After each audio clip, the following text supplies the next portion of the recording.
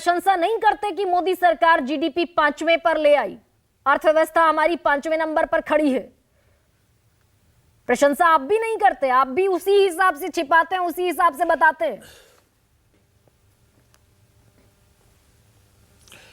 गरिमा जी, पहली चीज तो मैं आपको बधाई दूं और संतोष जी को बधाई दूं, बहुत सम्यक बात आपने रखी, चाहे कमी हमारी हो चाहे कमी उनकी हो, हम इसको लेकर के कोई इसमें आपसे वो नहीं करते हैं। बहुत अच्छा आपने रखा। और दूसरी बात आपने जो रखी और जो सबसे बढ़िया संतोष जी ने रखी, जो बेस पॉइंट चेंज करने का, जो 2013 के को आपने ईयर करने का किया, जिसकी वजह से अगर आप जीडीपी और अर्थव्यवस्था और मुद्रास्फीति सारी चीज़ें इन लोगों ने बदल ली बेस पॉइंट चेंज करके।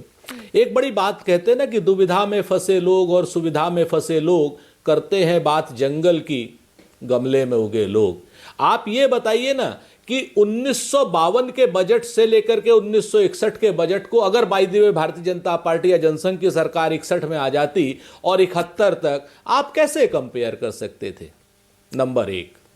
नंबर दो, आपने बात करी किसानों की, तो आप तो गन्ना बेल्ट से आती हैं। आप मुझे बता दीजिए कि 2014 में गन्ने का रेट क्या था आपके यहां शामली में, और आज गन्ने का रेट 35 रुपए क्विंटल बढ़ा है कुल मिलाकर के, जबकि खर्चा उसका उस समय 70 रुपए के आसपास डीजल था, 65 रुपए, आज डीजल 100 रुपए है। लेकिन सुरेंद्र जी, उस समय बिजली वो ईमानदारी से मान रहे थी, आज की डेट में बिजली 300 सब नहीं।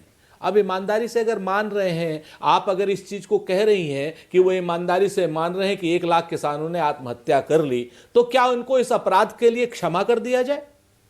अगर वो ये मान रहे हैं कि बेरोजगारी की दर बढ़ रही है, युवा अराजक होकर के सड़क पर उतरा हुआ है और लगभग 44% युवा ने अपनी नौकरी की आस छोड़ दी है, अगर वो ये मान रहे हैं तो हम क्या उन लोगों को, क्या नाम, उस सरकार को क्षमा कर दें?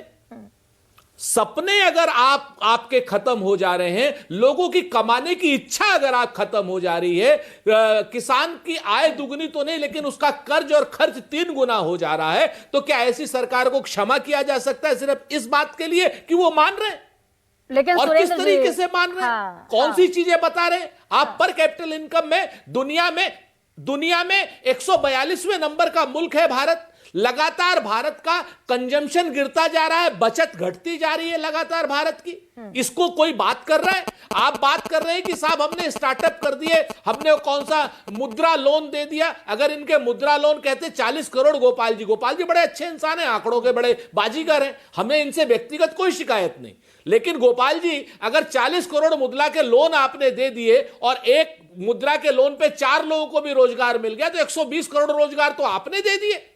लेकिन उसके बाद भी तो क्या नाम, 30 से लेकर के 18 से लेकर के 30 साल के बच्चे 44% बेरोजगार है। तो सुरेंद्र जी, एक सेकंड, राजनीति से आप बात कर रहे हैं? राजनीति में चश्मा लगाना उतना ही जरूरी होता है क्या? जैसे मैंने आपसे सवाल पूछा कि उन्होंने आपका कोल घोटाला सामने रख दिया, आपने उनका जीडीपी पर उत्साहवर्धन नहीं किया। आप नहीं बोलेंगे जीडीपी पर कि आज देश 5वीं अर्थव्यवस्था पर खड़ा हुआ है? मैं बताता हूं, हाँ, मैं उस पर बोलता हूं, बिल्कुल। मैं उनको बधाई देता हूं कि देश की अर्थव्यवस्था 5वें नंबर पर पहुंच रही है, लेकिन कैसे पहुंच रही है? बधाई देने की बात हो तो मैं दे देता हूं। 634वें नंबर का उद्योगपति गौतम अडानी इनकी सरकार में दूसरे नंबर का उद्योगपति हो जाता है दुनिया में। उससे यानी देश भर के गरीबों का पैसा सक करके एक जगह पर दे दिया जाता है, आधारभूत संरचना के सारे ठेके उसको दे दिए जाते हैं और देश रोजगार विहीन व्यवस्था की ओर जाने लगता है। और देश के जो लोग हैं, जो स्वरोजगार वाले भी लोग हैं, वो भी अपने आप को किसी एक जगग पे ठगा पाते हैं। ऐसी अर्थव्यवस्था से आपको फायदा मिलेगा या देश की अर्थव्यवस्था में अगर पर कैपिटल इनकम बढ़ती, लोगों का खर्च और कर्ज क्या नाम दोनों बढ़ता, तब ये अच्छी चीज होती। ठीक है, संतोष मेहरोत्रा, अर्थव्यवस्था से फायदा क्या है? सर, एक टर्म हम सुनते थे 2004 के आसपास कि एक तरफ भारत है और एक तरफ इंडिया है। तो ये भारत और इंडिया का जो फर्क सुरेंद्र जी गिनवा रहे हैं कि उद्योगपति जो है वो उनका